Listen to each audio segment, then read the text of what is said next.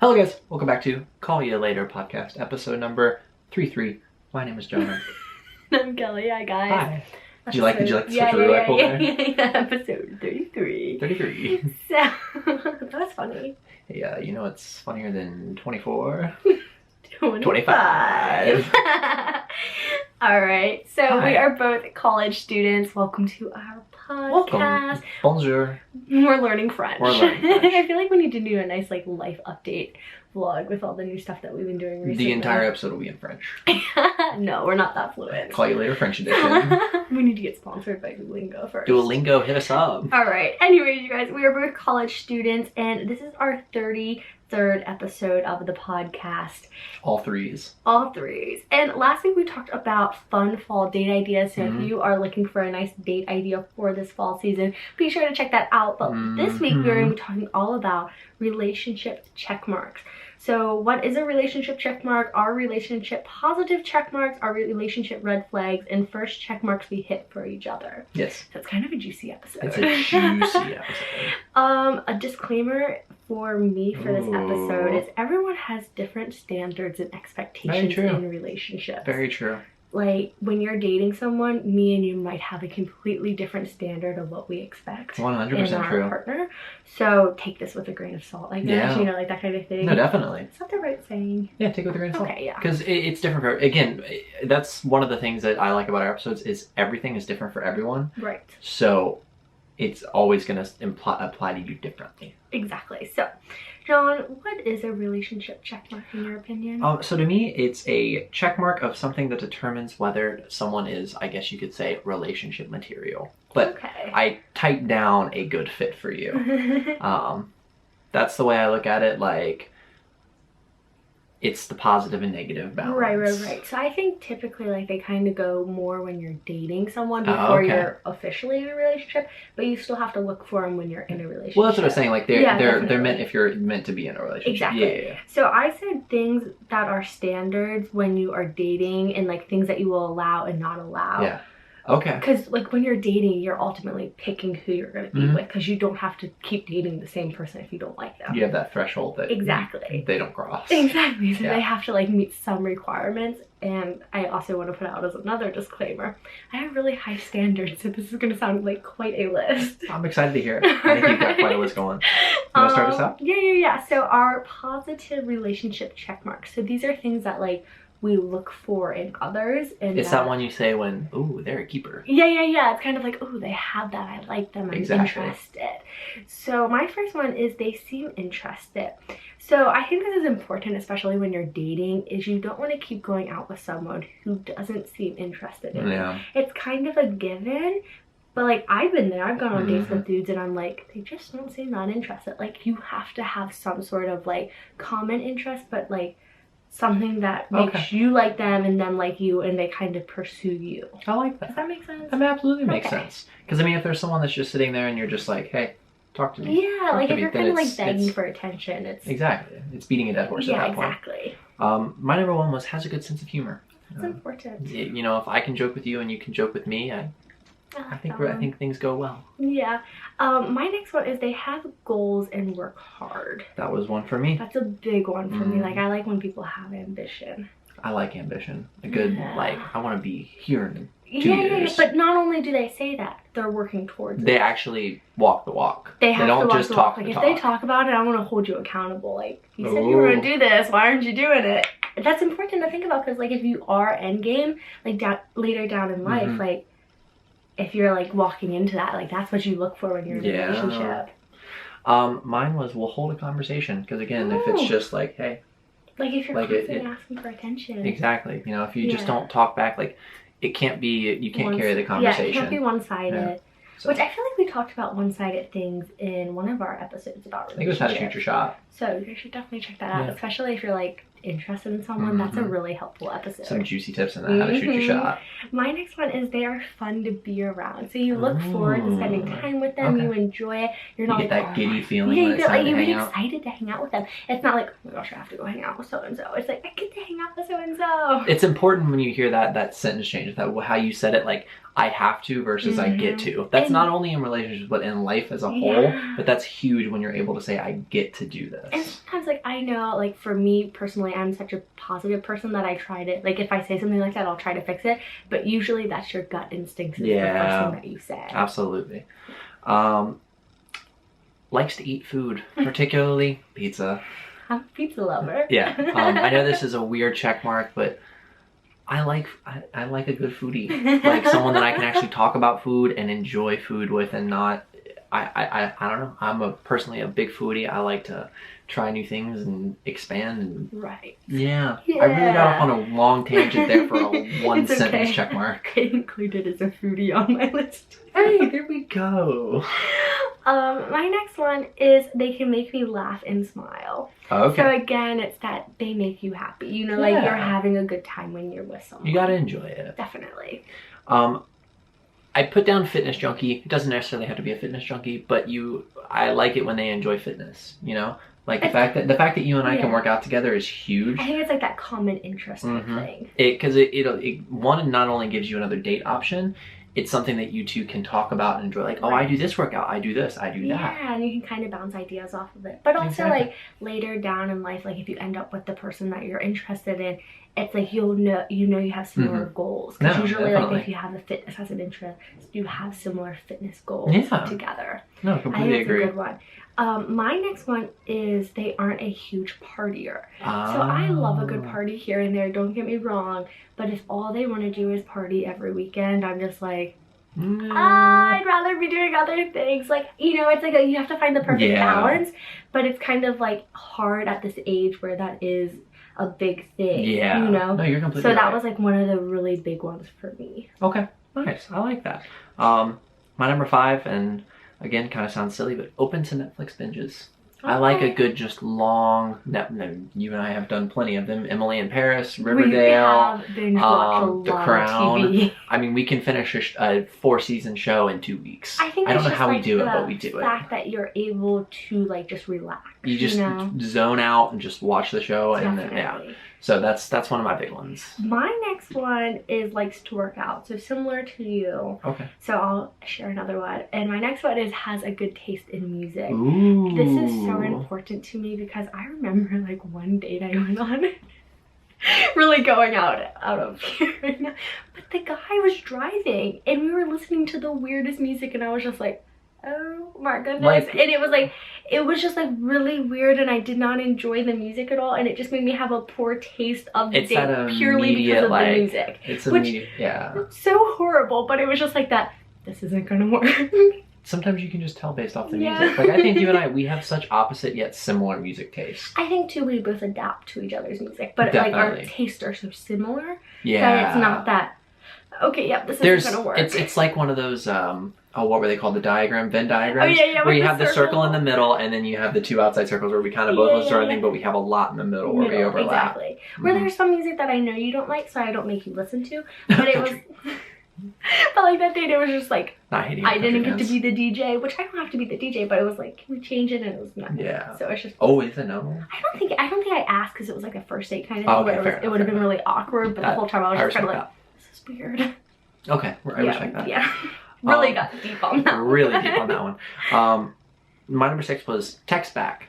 Okay. And this kind of goes hand in hand with we'll hold a conversation, but over text, if you're just not responding and you're taking 5 hours to respond to every message, you take maybe 30 minutes max. And same for me. People might take forever to respond back to. But I get what you're saying, yes. But yeah, totally agree. My next one, and it's kind of like it's not the top priority for me, but it does play an important part. It's that you have to be attracted to someone. That's fair. I didn't put that one down, but I agree with that. You have to find them attractive because they could be so nice and you get along all the time, but like if you're not like physically attracted to them, it makes it kind of more like a friendship rather than a relationship. Yeah, no, you're completely right. And it sounds silly saying that, but it is an important factor. Definitely. Yeah. I didn't put it down, but I completely 100% agree with that, and I want to put that on my list. Open and honest about things. That is important. Obviously, you're not going to tell your entire life story on the first date. Right. but there are certain things that you just have to be honest about, and as long as they're not like hiding things from you and you can tell that they're being shady. The worst and is like when you catch someone kind of when like you catch them in a lie, and then like you kind of like play the game of like you ask them but you don't ask them about it and see if they keep lying, and then they do, and you're just like, ooh, no thank you. Yeah. Okay. Yeah, What's your next one? My next one is they're a good communicator. So you kind of mentioned that. You kind of said more on texting, but I think it's really important. Like, I'm not a huge fan of texting all the time because, like I've said in multiple videos, I think especially when you're dating, texting should only be used to set up dates, so that way you don't get to know each other via text. But when you're not texting all the time, if you're face-to-face on a date, you don't want to have really bad conversation or awkward, or like where they talk about something that, like exes, for example, which I talk about later on in red flags. But they have to have good conversation skills. Okay, nice. I like that. Makes an effort. It's a simple one, but there is that line where they're just not trying anymore, and that can go with a lot of different things in the relationship or like the dating field, whether it's like make an effort to be on time, an effort with their appearance, an effort with the conversation, the effort with the date idea. There's so much that goes into that, and that is a really good one. I'm glad you brought that up. And there are just little things here and there, you know, that like you make an effort. Yeah, you make an effort too. Thanks. Okay. My next one is they're a good driver. So there's a lot of trust when you're dating someone. I'm a huge believer, especially as a girl, that on the first date you typically drive yourself, so you're not stuck at the date spot, but also you have an out, but then also you're not, like, that's a lot of trust to get in some stranger's car. Especially if the first date you don't know them at all, which I feel like we should do a whole episode on like first dates and like the I think there's tons of untapped content in there. But as you get to date them or get to know them, or if you're in a relationship with them, if they're not a good driver, it's kind of like, oh my goodness, okay, I'm driving. Lord, you know, like, Jesus. I think that's a really big one. Yeah. Willing to talk things out instead of argue. Okay. Because I don't like screaming matches. I don't think they're very constructive, or they're not, you know, they don't get you anywhere. Yeah. I will say, I think that depends a lot on how people are raised. Definitely. 100%. Based on their environment, on how they saw, like, monkey see, monkey do. Exactly. So that one is kind of outside of people's control sometimes, like that's environmental, but I do agree, like, if you can avoid that, avoid it at all costs. That's fair. Okay. Yeah. Do you think so?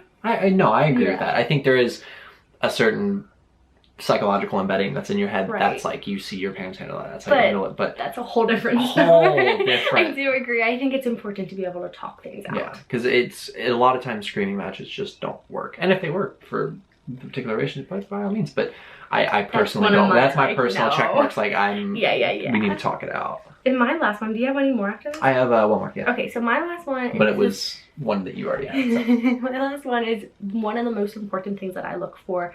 I look for this in friendships, but I also look for it when I'm dating, in a relationship, is they're confident in themselves. Ooh. Now, I have noticed a lot of times, like, people aren't as confident on the first date because they're nervous and stuff. Yeah. But as you get to know them, they become more confident, and I think that's such an important thing for me, because I like to be with someone who's very confident in themselves. For sure. 100%.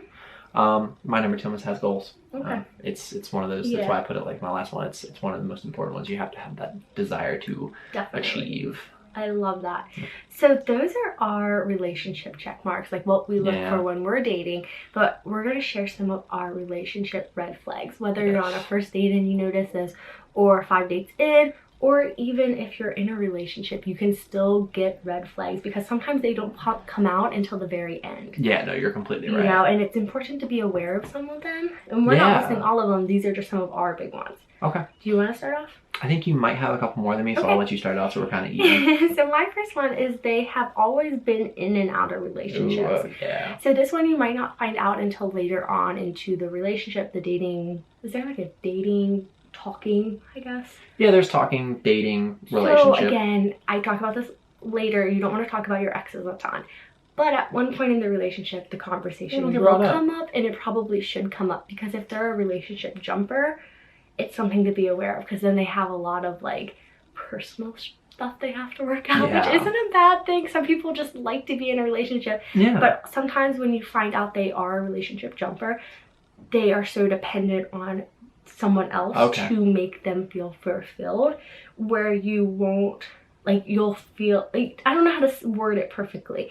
You'll feel it coming, you know, you'll see it. It's kind of like they're overly needy, and they'll feel really dependent on you, which will put a lot of stress on you early on in a relationship. Does that make sense? Yeah, I see what you're saying. Where it just adds that pressure, but then also it's something to be aware of if the relationship ends, that they're probably going to hop into a relationship really quick after you break up. It's like leapfrog. Yeah. Which some people that's okay with, but personally I'm like, if I can avoid it, I'll avoid it. Gotta stick to it, you know? Yeah. My number one, which it's just to take on one of my check marks, but doesn't text back often, because it shows a lack of interest. This is more so in the early stages. When you're talking. It can be in the relationship if they've lost interest, if there's something else going on. Yeah. It's a big red flag. It just shows a lack of interest. Yeah. Unless you like know they're busy and they're at work and cannot text back. If you know they're completely free and are not texting back, there could be some problems. Now, what I always think about too, because we're all connected on our phones all the time nowadays, is when someone doesn't text you back yet, or on Instagram, viewing your Snapchat story, posting on Facebook, it's a little concerning. And it's also hurtful, you know, why do you have to put up with that? You know, when they aren't texting back and stuff. But it also is that thing to look for, because people can lose interest, and that's like one of those signs. It's a red flag to pay attention to. Now, not to freak you out or anything. No, and it could just be nothing, you know, they could just be really busy working on an assignment or something. I do agree. I agree though. But if someone is really busy at one point, like, it takes 2 minutes. Hey, I'm really busy right now. I'm gonna text you in a few. You know, it's so easy to do. So fair enough. It's one of those, like, if they're interested, they'll put in effort. It's all about the effort. Exactly. So my next one is they are poor communicators. So that goes back to they don't text, they don't talk about their feelings. Like, if you hurt their feelings, they don't tell you, and they're passive aggressive about it. Yeah. So it's just important to make sure the communication is there. Okay, nice. Obsesses too much, or will carry on too much conversation. We all know that creepy person that's just super obsessive. And usually, again, this is more of a dating stage thing that you'll notice, because you'll know it before you get into a relationship. But it's one of those where if you cannot get a word in edgewise, or they're always just commending you and putting you up on this pedestal, there's a really big red flag right there for me. I think that goes along too with, like, when people are super clingy from the beginning. Yeah, that's the word I'm looking for, is clingy. I do not like clingy relationships. People, I'm kind of like, I like to be in my own bubble sometimes, you know? But it is hard. Some people enjoy it. Some people like to feel needed and stuff. But it is hard when they put you on the pedestal, because then if you make one mistake, they're like, you know, like that kind of thing. So it is something to watch for. It sounds silly, but it really is something that you gotta keep an eye out for. It's just one of those subtle things that could lead to major issues later on in the relationship. My next one, and I talked about this earlier, is they talk about their exes a lot. So this can even happen in a relationship, but typically you'll notice it early on in the relationship when you're dating. It's just rude. Is they kind of bring it up, but sometimes it can be brought up in conversation, which is awkward, but it happens. But if they constantly are like talking about their exes, if they're like seeing their ex and just like, oh yeah, they're going through a hard time, I just want to be there for them.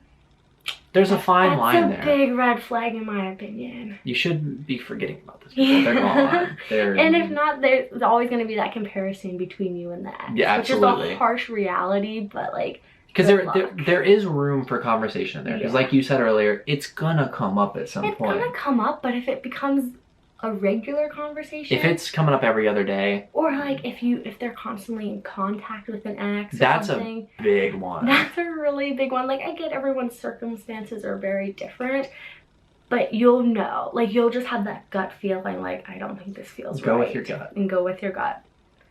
All right. I said impulsive/immature behavior. And that's a good one. There's a lot of different definitions to this as to what exactly is impulsive/immature behavior, whether it be impulse spender, impulse eater. Those are the two biggest ones, obviously. But it's that sporadic, they're never the same, they're always doing something different, they're up high, down low. When they're all around on you, that's an immediate red flag for me. And sometimes it's hard, like when you're dating someone and they are like that, like you think it's like, what am I doing wrong to do that? But sometimes people, it's just them. Like, they're just not ready for a relationship. Like, as harsh as that sounds, it's nothing you're doing. It's their like personal struggles that they're going through. No, you're completely right. And it's just not meant to be at that point. But I'm not to say like it won't happen 5 years down the line, you know, it's just like one of those things like they have to get their stuff together. Exactly, absolutely. My next one is they don't seem interested. Yeah, that's a big one. I wish I knew this a long time ago, but if you constantly are asking yourself, are they interested? They're probably not interested. You have to ask that question. Or they're like probably if you not have interested. to ask your friend, did he seem interested in me? The answer is probably no. Like, you'll know. You will know. You will know if someone's interested in you. As much as we've said that, there's so much that is just into your gut. Like, I know this person likes me. Or like all the signs will be there, and if they're not all there, they're probably not interested. Exactly. But it's like that hard thing that like it's just like one of those things that you don't want to believe because you're like, I really like this person. I want them to like me, and it's just not how it plays out. Absolutely, you're completely right. All right. So number 5 for me was controlling behavior, and this is another huge red flag. Again, it's usually their personal issues, not you. But it's still a red flag. It's a red flag, and you cannot let that get too far because it turns into a very toxic bad relationship. Yeah. And I don't even think we need to define controlling behavior, but it's mental, physical, and there's so many different ways that can happen. But if you don't feel right, if you're like, wow, he shouldn't have said that, or she shouldn't have said that, because it goes both ways. Definitely. There's an immediate red flag there that you need to reconsider and think, is this right? You know, is this right for me? And you know, sometimes it does feel like it's like the end of the world, or that's your only like. There's more fish in the sea. There's more fish in the sea. As cliche as that is, if it's not meant to be, something else will happen. No, you're completely right. This one's kind of like we talked about it on the first date thing with the date video last week, and this could go for girls or guys, honestly, is they always make you pay. Like they're kind of like just using you because you have money. Do you know what I'm talking about? Like big factor. Even like guys will do this. Like if you pay once and then they're like, oh, will you pay again? I forgot my wallet. Or like, oh, forgot my wallet. Yeah, or like even if the girl's making you pay the whole time, like girls, you should at least offer to pay. Like if the guy wants to pay, that's okay, but at least offer. Yeah. You know, like there's nothing wrong with either one of us buying dinner. It's just you want to make sure they're not only going out with you because you're buying. It's a two-way street, you know. Exactly. Won't carry on a conversation. I know we talked about this earlier. But it's the opposite end of the spectrum. If they're just not talking in person, their mind could be in a different place. They could just not be interested, whether it be as far as attractiveness goes or just personability goes. But if they're just sitting there, casually eating their food, they might not be interested. And I get they might have an off night or something, but you have to think long term. Like if you are endgame with this person, you want every night to be this quiet. You know, like that kind of thing. No, you're right. I like that one. This one's funny. They only hit you up late at night. Oh, go off, Kelly. Go on. So if they call you past, I want to say honestly nowadays, if they call you after 9 p.m., honestly 10. Like I've gone on a few dates and had dinner at like 9:30. I get it. But after 10, like last second dates? What do you mean? Say you mean like you hung out late, or you've like gotten a text at 9:30? I don't know. I mean, I probably have got a lot of the, not the you still up. That one's a little too like, I don't deal with that. No. Nope, my phone is turned off after 11. That's fair, yeah. But I have gone on those like late night dates, but usually it would be like just a late night dinner. And go do an activity. But if they're calling you and just like don't offer to get food and they just want to hang out late at night. Netflix and chill. No, don't fall for that. Don't fall for that. That's a red flag. Yeah, that is not relationship status. But like, you know, some people are into that. So if that's your thing, feel free. But that is a flag to watch out for. Yeah, no, you're completely right. If you're looking for a relationship. No, you're right. It is a big red flag, and it can cause a lot of issues. I'm a huge believer in at least get dinner first. Okay. Next up, me. Okay. Hides the truth. That's a little shady. Yeah. Again, I kind of talked about it earlier. I mentioned it earlier. I guess I kind of jumped the gun a little bit. But again, if they're just hiding things from you, like if you ask them, where do you work? And they kind of just trail off and don't really answer the question, that could be a little shady. Yeah. And that's just one example. We don't have time for that. Look for direct answers where they actually answer your question. Definitely. But if they're beating around the bush, avoiding important ground building questions in a relationship. Where do you work? What do you want to do? There can be problems there. Definitely, Yeah. I agree. Especially like as you progress in the relationship, you don't want to have to constantly be dealing with that. My next one is, as cheesy as it sounds, there isn't a spark. Yeah. I've had this happen, and then it's just kind of like you have to friend zone them, like as hard as it sounds, or just kind of move on.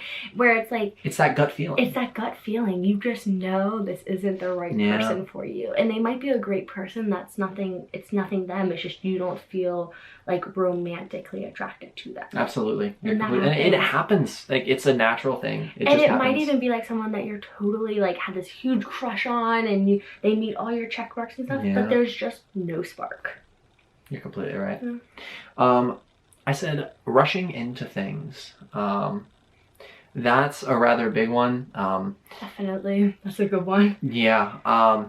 If they're like on the second date asking you super weird questions that are way future bound, then that's an immediate... Or like they want to move in very quickly. There's nothing wrong with that, but that is something to pay attention to. The move in very quickly is... Because that is a really big step in a relationship. You want to know the person prior. They could be a crazy person. You never know.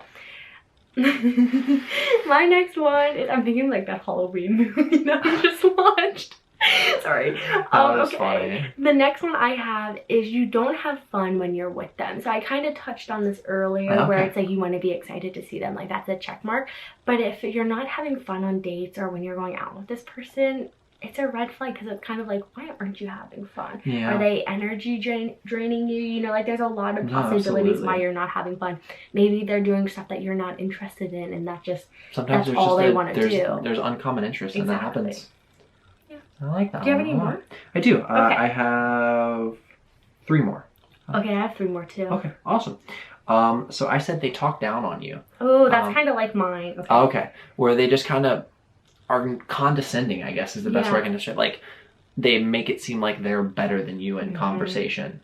Like they hold this higher title over you that they actually don't. Mine was they're rude, so it's very similar. So it's kind of they talk down on you, they are kind of snobby. Absolutely. They don't appreciate you. Like all those little things matter. They matter a lot. Especially if you are talking endgame, it's kind of like that thing that it's like it can't last forever. You constantly want to be dealing with that. No, you're completely right. I said they are selfish. Okay, So and this can actually kind of go into like the paying thing. Like if they refuse to pay, that's a little selfish. Yeah, definitely. Or if they just take everything for themselves, it's all me in the conversation. There's no we or I. Exactly. There's no I in team. Except in French. Sorry, I learned that in Emily in Paris. What's your next one? Next one. You guys have different end goals. So this is kind of as you get into a relationship. Like you probably won't talk about this as much when you're in the dating talking zone.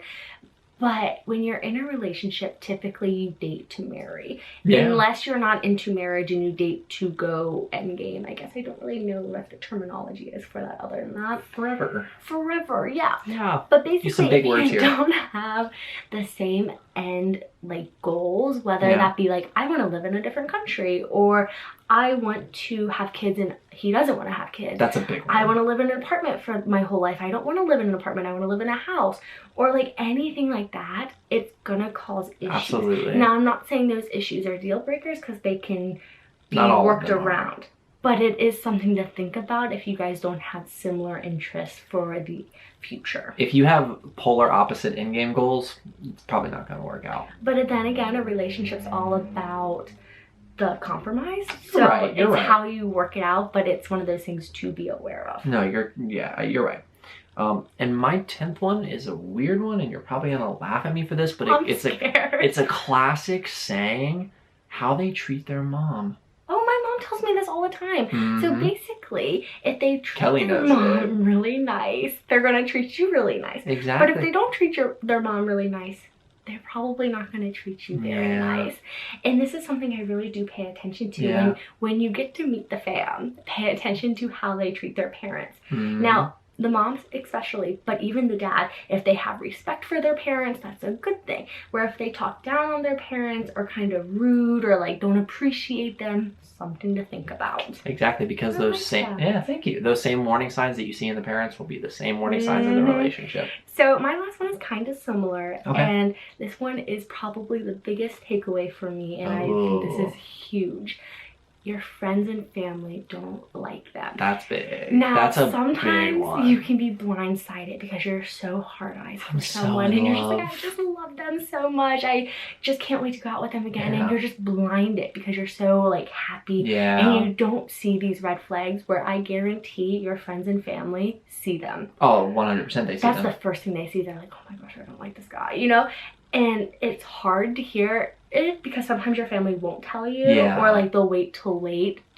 Yeah. And it's one of those things you have to take with a grain of salt. Like, it's gonna hurt when they tell you they don't like them, but it's a red flag. You have to take it and really consider it, because the family and friends' opinion is huge. But then again, that goes back into a toxic relationship where is this person you're dating going to take you away from your friends and family as well? That is a huge one. So it's a little dark. This conversation is very deep. But it's important to think about. Because it really is like there are those high checkpoints, and then there's those low red flags that you have to look out for, because it can end really badly. Definitely. You know, very unhappy relationship, and it's just, that's something you don't want to end up in. And we're just going to share all our tips and exactly, we're getting it all out there with you. So that is all of our red flags that we were going to share today. We can always share more, talk more about it if you guys want to see something like that. Any questions, comments, concerns, please hit us in the DMs at callyalater podcast on Instagram. But we're going to be a little more upbeat. Share our first check marks that we hit with one another when we started dating. We're still not going to share the first date story yet. That one's gonna come out eventually. It's gonna happen. Maybe we'll make it like our 1 year or something. Oh, I like that. We're only like 20 episodes away. Less than 20 episodes away from a year of callyalater. Crazy. Okay. So the first thing that I noticed when I started dating John was that he was very funny. Aww. I remember on our first date. That's my number one for you too. When we like met up, we both just started laughing. Yep. The second, because we pulled up next to each other. I think I said anything. I think I just started laughing. We pulled up next to each other in cars and rolled down our windows, and we just started laughing. Yeah. We'll tell you why in the first date episode. Definitely. So stick around for that. Yes. Subscribe. Yes. Okay, so that's your first one. Yes, that's my first one as well. The second thing was I thought John was very attractive. Oh, okay. See, again, I didn't put anything about attractiveness on all on my list for the episode, but I 100% agree with that. But you know what I mean. I know what you mean. Well, thanks. I think you're attractive too. My number 2 was that you were into fitness. Because we talked about fitness quite a while. Yeah, we did. So that was one of the big ones. I was like, ooh, we can work out together. I think that was probably even brought up was, hey, we should work out together sometime. I think it was. Yeah. Another thing that I noticed is you were very chatty. I did like that about you. Which was a good thing because I love a good conversation. And again, that's one of those things I look for in a relationship is conversation. Absolutely. Likes to eat pizza. I do like to eat pizza. So that was one of my many qualities. But again, we both like food. We both like good food. We both like talking about food. Definitely. Yeah. Just casually show you all my food pictures on my phone. We both have a lot. Okay, so then I don't know if this was like on the first date that I started noticing this stuff. But I noticed that we had similar interests. I did put down food, but we also liked fitness. Food. We had similar school, like Heck, that kind of stuff. Degree. Exactly. So it was just a lot of similarities that we had that made it very entertaining to talk to you. Absolutely. Because we had so much in common. And I think that's why, like, especially like we have the podcast, because we are so. Again, it's the Venn diagram. We have so much in the center. Right. Is it a Venn diagram? Is that what it's called? I think that's what it's called. But you know what? It's like the circles. It's the 2 circles and there's an interlapping thing. Yeah. But we have so much in common, yet we have so much that's different too that really meshes well together. Definitely. So, absolutely. I said for my next one, makes an effort. You always did the little things that were just like extra cute. And that got me by the heartstrings. And is that your last one? I have one more. Oh, okay. My last one, and I noticed this later on, but I did we put the notice same one? Because John had a lot of goals. And like I mentioned, I Same. love when people are goal-oriented and work hard. And I noticed John had that ability. Likewise. And I think that's just really important. That's like one of those things that I look for in a relationship. It sounds really weird. It sounds cheesy. Yeah. But he's a hard worker. Hey, thank you. So I that was noticed important. everything about you is the same. Especially with like your YouTube channel. Yeah. You are going absolutely crazy on that still to this day.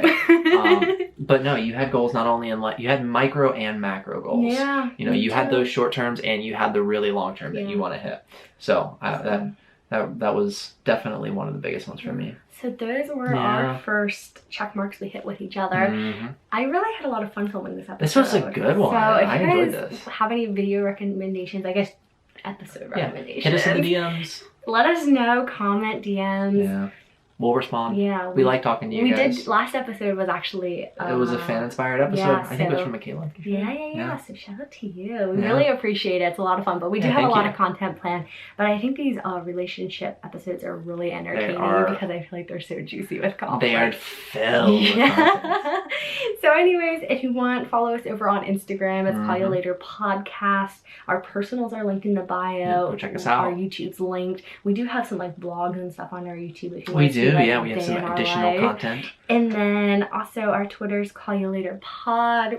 Hashtag tweet you later. I kind of need to work on tweeting a little bit Yeah, we need to more. tweet a little bit more. I'm not a huge Twitter person, but we're working. We're going to tweet right now. Oh, okay, John's going to send out a tweet. I'm going to send out a tweet. But thank you so much for listening or watching. If you're on YouTube, we really, really appreciate it. If you're on a podcast platform, subscribe. Let us leave a review. We really, really appreciate it. And I'm just so grateful to have you guys listening to our podcast. I know John is too. He's just sending out a tweet right now. Tweet has been sent. Ooh, what'd you tweet? It's a filming day with 3 of these emojis. Ooh, okay. Yeah. Okay, I like it. But be sure to give this video a big thumbs up and hit that subscribe button if you are watching on YouTube. And next week is our 34th episode. What are we talking about? We are talking about how to plan your week. Different ways to organize and structure yourself, and it kind of, I think, will go hand in hand with the routines episode. Okay, and you guys seem to really enjoy the routine episode. Yeah. That one had a lot of views, I noticed. So if you guys want to see more about routines, different types of routines, ways you can structure things, let us know. This is so side note about that episode. I was talking with my mom the other day, and we were talking about routines, and she's like, you know, I think I know your routine better than you do. Okay, so that's just a little teaser for next episode. Get ready. We'll share our weekly routines. Every Monday at 6 a.m. Yeah, call you later. Call you later. Bye. Bye.